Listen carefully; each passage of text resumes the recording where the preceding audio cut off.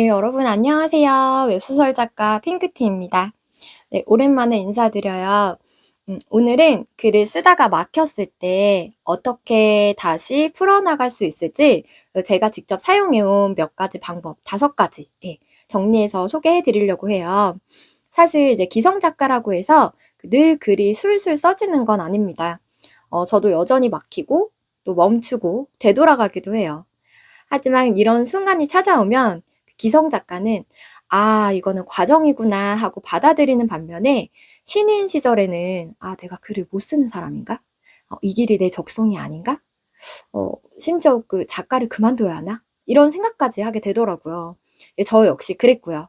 그래서 오늘은 글이 막혔을 때 어떤 식으로 스토리를 다시 이어갈 수 있을지, 특히 그 신인 작가님들께 도움이 될 수 있도록 실제로 제가 써왔던 방법들 5가지 알려드릴게요. 뭐 휴식하세요 이런 말 아니니까 끝까지 잘 들어주세요.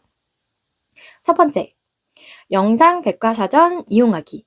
네, 영상 백과사전이라는 거는 실제로 존재하는 사전은 아니고요.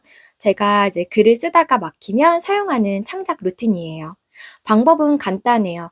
넷플릭스, 유튜브, 드라마, 영화, 뭐 어떤 영상이든 떠오르는 대로 열어서 필요한 장면을 찾아보는 거예요. 뭐 예를 들어 회사에서 회의하는 장면을 쓰려다가 막혔다면 그럴 때는 뭐 떠오르는 그 영화가 미생이 있죠. 또 혹은 대행사라는 드라마가 있죠. 그런 거를 이렇게 잠깐 봐요. 회의실 안에 대사 톤, 그리고 사람들이 말 끊는 방식, 누가 주도권을 잡고 있는지 같은 그런 디테일이 막힌 글을 다시 이어가는 데 정말 도움이 되거든요. 아니 바쁜데 언제 드라마를 다 보고 있어 하실 수도 있는데, 그럴 때는 유튜브에 미생 회의 장면 뭐 이런 식으로 검색을 해서 이렇게 짧게 보는 것도 방법입니다. 뭐 물론 그렇게 검색한다고 해서 딱 그 장면만 나오는 거는 아니지만 이렇게 검색을 하다 보면 비슷한 장면들이 또 나오거든요. 분명히 도움이 되실 거예요. 어 아니면은 그 드라마를 좀 빨리빨리 꼭 처음부터 재생을 하는 게 아니라 중간중간 이렇게 눌러서 빠르게 돌려서 분위기만 흡는 것도 충분히 효과가 있어요. 저는 평소에 넷플릭스를 많이 보지는 않지만 이렇게 영상 백과사전으로 활용을 하려고 유료 구독해서 이제 백과사전으로 쓰고 있습니다. 또 쿠팡 플레이도 쿠팡 회원이면 무료로 볼 수 있어서 활용해 보기 좋아요. 이 방법은 특히 정확한 장면에서 막혔을 때, 또는 디테일이 떠오르지 않을 때 정말 유용해요. 시각적으로 장면을 입힌 후에 다시 쓰기 시작하면 의외로 술술 풀리는 경우가 좀 많거든요. 또 이 영상 백과사전은 무슨 장면을 써야 할지조차 모르겠을 때에도 꽤 괜찮은 방법이에요. 그럴 때 그냥 아무 영상이나 그냥 막 틀어보는 거죠. 음. 그러면은 뭐 누가 걷고 있는 그런 장면이 나오기도 하고, 뭐 이별하는 장면이 나오기도 하고, 네. 뭐 이제 식사하는 장면이 나오기도 하고, 그런 것들 그냥 아무거나 막 보다가 그러다 보면은 '아!' 하고 이렇게 떠오르는 거가 하나씩 생기거든요. 예. 그래서 이렇게 좀 영상 백과사전 한번 꼭 활용해 보시는 것도 추천드립니다. 그리고 2번째, 시점 바꿔서 써 보기. 이건 정말 제가 자주 쓰는 방법이고 정말 정말 추천하는 방법이에요.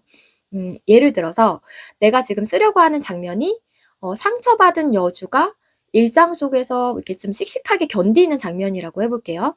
근데 이게 이상하게 안 써져요. 그 장면을 쓸 건데 글이 자꾸 이제 멈추고 뭔가 어색하게 느껴지고 '아 이 장면 여기에 쓰는 거 맞나?' 싶고, 이럴 때 저는 어떻게 하냐면 애초에 쓰려고 했던 여주의 시점이 아니라 그냥 남주의 시점으로 이 장면을 보는 거예요.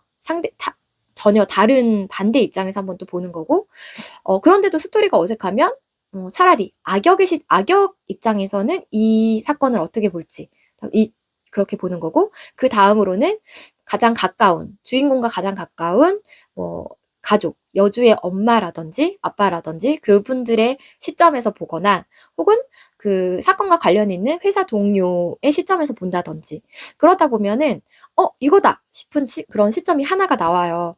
물론 주인공들 시점 위주로 흘러가야 하는 거는 맞지만, 항상 소설의 백과까지 쓴다면 그 장면 모두를 꼭 그렇게 채울 필요는 없거든요.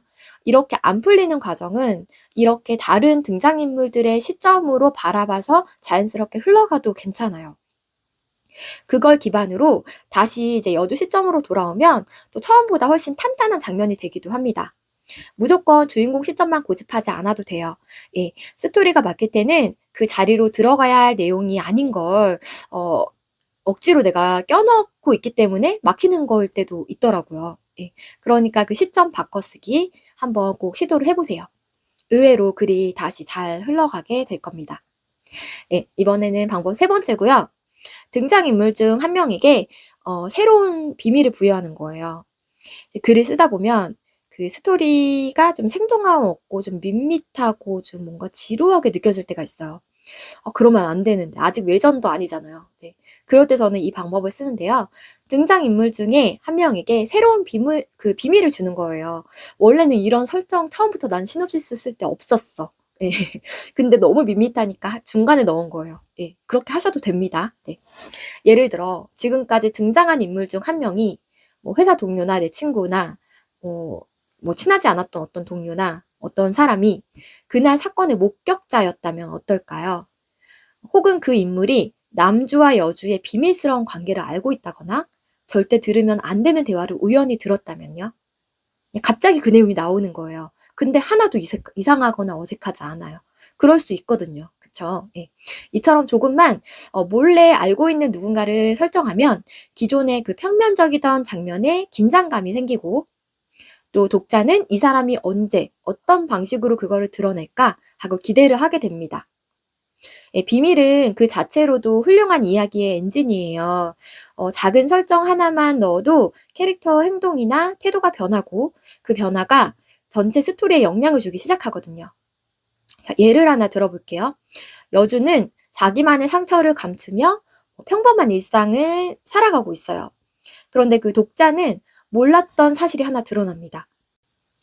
네, 이 설정 하나만으로 이후에 그 회의 장면, 그리고 퇴근길 대화, 마주치는 시선 하나까지도 전부 다른 의미를 갖게 됩니다. 스토리가 정체됐을 때, 혹은 그 캐릭터들의 대화가 단순한 정보 전달처럼 느껴질 때, 이렇게 한 사람만 알고 있는 비밀, 예, 한번 꼭 시도해보시면 좋을 것 같아요. 단조로운 그런 서사에 의외의 방향성과 밀도가 생기면서, 글이 또 스토리가 다시 살아나기 시작합니다. 그 다음은 네 번째. 감정성만 남기고 사건은 비워두기. 글이 막힐 때, 꼭 무슨 일이 일어났는지를 우리가 이제 사건을 먼저 정리하려고 하다 보니 이제 오히려 더 안 써지는 경우가 있어요.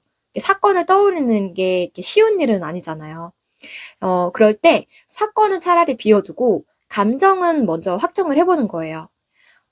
예를 들면 이 장면은 여주가 무너져야 돼. 이 장면은 남주가 설렘을 느껴야 돼. 여기에서는 긴장감과 위기의 감정이 좀 필요해. 이렇게 감정을 먼저 정해두고 그 감정을 만들어낸 사건을 떠올리면은 훨씬 더 생각이 잘 날 때가 있어요. 예를 들어 그 두려움이라는 감정을 넣기로 했으면 자꾸 이렇게 떠올리다가 몰래 쫓기거나 좀 과거 그 비밀이 드러나는 사건을 끌어낼 수도 있을 거고 또 설렘을 느껴야 한다면 평소와는 그런 다른 장소에서 마주친다든가 우연히 신체 접촉이 생기는 식의 장면이 도출될 수도 있어요. 이 방식의 핵심은 감정은 정확한데 사건이 없을 때 그 감정을 구현할 수 있는 그 시츄에이션을 나중에 붙여서 만들어낸다는 거예요. 정리하자면 지금 장면에서 전달하고 싶은 감정 한 가지를 먼저 확정하고 그 감정을 느끼게 만드는 상황을 상상하는 거죠. 이렇게 사건을 역방향으로 설계를 하는 겁니다. 스토리를 따라 쓰는 게 아니라 그 감정 따라서 전개를 짜는 방식이에요. 특히 그 스토리 얼개는 있지만 디테일이 안 나올 때 이렇게 하는 방식이 굉장히 유용합니다. 마지막으로 다섯 번째. 뒤로 돌아가서 다시 수정하기. 예, 정말 안 좋죠. 네. 제가 한 번은 신작을 쓰다가 8화까지는 어떻게든 썼는데 그 이후부터 도무지 스토리 진전이 안 되던 시기가 있었어요. 정말 하루하루가 너무 괴롭더라고요. 7화를 겨우 완성하고 나면 그 8화는 며칠이 지나도 도무지 써지지를 않았어요. 겨우 써놔도 또 마음에 안 들고 어딘가 이상한데 이제 계속 끌고 가는 거죠. 근데 이제 사실 저는 알고 있었어요. 이 이야기는 이제 처음부터 어딘가 잘못됐다는 걸 알고 있는데 이게 처음 시놉시스부터 방향이 당연히 흔들렸고 또 지금까지 억지로 끌고 온 거였다는 거를 다 알고 있었는데 이제 스스로 부정을 하는 거죠. 근데 이미 8화까지 썼고 이걸 다시 갈아엎기가 너무 싫은 거예요. 이왕 여기까지 왔는데 그냥 앞으로 가보자. 나 기성 작가다. 할 수 있다. 이런 고집을 부렸던 것 같아요. 이 생각이 저를 계속 붙잡고 있었어요. 근데 여러분, 정말 안 써질 때요. 그냥 계속 고집 부리면서 앞으로 가는 게 아니라 뒤로 돌아가는 게 사실은 답입니다. 제가 얼마나 좀 무모했냐면요. 그 상태로 46화까지 썼어요. 그런데도, 거기까지 갔는데도 또 앞이 안 보이더라고요. 정말 너무 고통스러웠던 시간이었어요. 결국 그 작품, 이렇게 쓰다 보니까 아깝잖아요. 내가 이만큼을 썼는데. 그래서, 투고를 했죠. 네이버 정연에 투고를 했는데, 그동안 잘 이제 합격도 하고 하다가 떨어졌어요. 이게, 어, 아무래도 이제 억지로 끌고 간 글은, 결국 실패를 하더라고요. 그 이후로 저는 이제 더 이상 그 뒤로 가는 거를 두려워하지 않습니다. 그냥 차라리 그때 8화 때 뒤로 가서 고쳤으면은 그렇게 고생 안 했을 텐데, 그 시간이 너무 아깝더라고요. 46화를 이제 버리고 나서 깨달았어요. 진짜 일찍 돌아갔으면 시간도 덜 버리고 글도 덜 힘들었을 텐데, 사실 이거 보시는 작가님들 중에 저와 같은 경우도 계실 거예요. 예. 정말 다 알고 계세요.